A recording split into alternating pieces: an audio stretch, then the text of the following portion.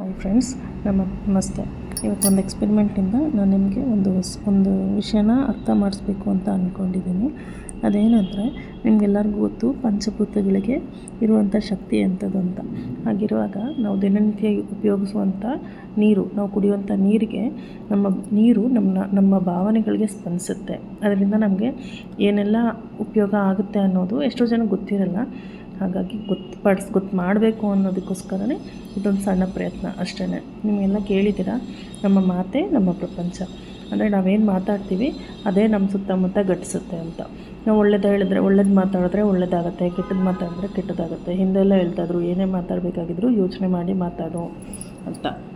ಹಾಗಾಗಿ ಇಲ್ಲೊಂದು ಎಕ್ಸ್ಪೆರಿಮೆಂಟ್ನ ಮಾಡಿದ್ದೀನಿ. ಅಂದರೆ ಯಾರೋ ಹಿಂದೆ ನಮ್ಮ ಸೀನಿಯರ್ಸು ಸೈಂಟಿಸ್ಟ್ ಎಲ್ಲ ಮಾಡಿರೋದನ್ನೇ ನಾನಿಲ್ಲಿ ನಮ್ಮ ಸೀನಿಯರ್ಸು ಸೈಂಟಿಸ್ಟು ಮಾಡಿರೋದನ್ನೇ ನಾನು ಮತ್ತೆ ಇಲ್ಲಿ ಮಾಡಿದ್ದೀನಿ. ಇಲ್ಲಿ ನೋಡ್ಬೋದು ನೀವು, 2 ಗ್ಲಾಸಲ್ಲಿ ನಾನು ಐಸ್ ಮಾಡಿ ಇಟ್ಟಿದ್ದೀನಿ. ಏನಂದರೆ 2 ಗ್ಲಾಸ್ನೂ ನಾನು ಹಿಂದಿನ ದಿನ ರಾತ್ರಿ ನೀರು ಫಿಲ್ ಮಾಡಿ ಅದಕ್ಕೆ ಒಂದು ಮ್ಯಾನಿಫೆಸ್ಟೇಷನ್ ಮಾಡಿ ಅದನ್ನ ನಾನು ಫ್ರಿಡ್ಜಲ್ಲಿ ಇಟ್ಟಿದ್ದೆ. ಅದೇನಂದರೆ, ಒಂದಕ್ಕೆ ಫುಲ್ಲು ಪ್ರೀತಿನ ಕೊಟ್ಟಿದ್ದೆ, ನೀನಂದರೆ ಇಷ್ಟ ಅಂತ ಪಾಸಿಟಿವ್ ವರ್ಡ್ಸ್ನ ಯೂಸ್ ಮಾಡಿದ್ದೆ. ಇನ್ನೊಂದಕ್ಕೆ ಮನಸೋ ಇಚ್ಛೆ ಬೈದಿದ್ದೆ, ನೀನಂದರೆ ಇಷ್ಟ ಇಲ್ಲ, ಹೇಟ್ ಯು, ನನ್ನ ಜೊತೆ ಇರಬೇಡ ಅಂತ. ಅದನ್ನು ತೆಗೆದು ಫ್ರಿಡ್ಜಲ್ಲಿ ಇಟ್ಟಿದ್ದೆ.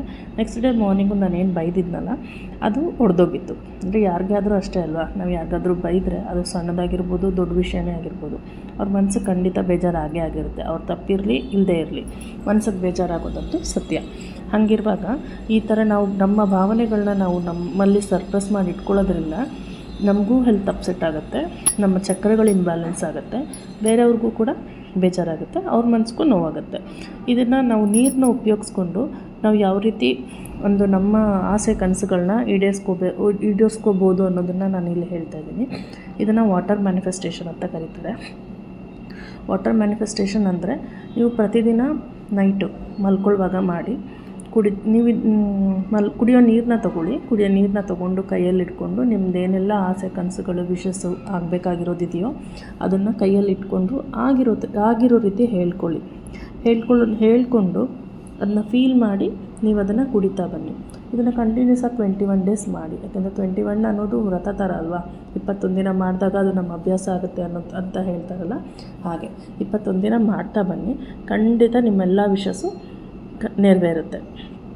ಇದೇ ಥರ ಇನ್ನಷ್ಟು ಮ್ಯಾನಿಫೆಸ್ಟೇಷನ್ ಟೆಕ್ನಿಕ್ಸ್ಗಳಿಗೋಸ್ಕರ DM ಮಾಡಿ ಅಥವಾ ಕಮೆಂಟ್ ಮಾಡಿ. ನೀವು ಈ ಥರ ಒಂದು ಎಕ್ಸ್ಪೆರಿಮೆಂಟ್ನ ಮಕ್ಕಳ ಜೊತೆ ಮಾಡಿ ನೋಡಿ. ಮಕ್ಕಳು ಸಾಮಾನ್ಯವಾಗಿ ಕೋಪ್ ಮಾಡ್ಕೋತಾ ಇರ್ತಾರೆ. ಅವ್ರ ಮುಂದೆ ಇದನ್ನ ಮಾಡಿದಾಗ ಅವ್ರಿಗೆ ಗೊತ್ತಾಗುತ್ತೆ, ಅವ್ರಿಗೊಂದು ಸುಲಭ ರೀತಿಯಲ್ಲಿ ಅರ್ಥ ಆಗುತ್ತೆ. ಮಕ್ಕಳ ಜೊತೆ ಇಟ್ಕೊಂಡು ಮಾಡಿ ನೋಡಿ. ಸಿಂಪಲ್. 2 ಗ್ಲಾಸ್ ನೀರು ತೊಗೊಳ್ಳಿ, ಒಂದಕ್ಕೆ ಬೈರಿ, ಒಂದಕ್ಕೆ ಪ್ರೀತಿ ತೋರಿಸಿ, ಫ್ರಿಡ್ಜಲ್ಲಿ ಇಡಿ. ನೆಕ್ಸ್ಟ್ ಡೇ ನೋಡಿದಾಗ ರಿಸಲ್ಟ್ ನಿಮ್ಮ ಕಣ್ಣು ಮುಂದೆ ಇರುತ್ತೆ.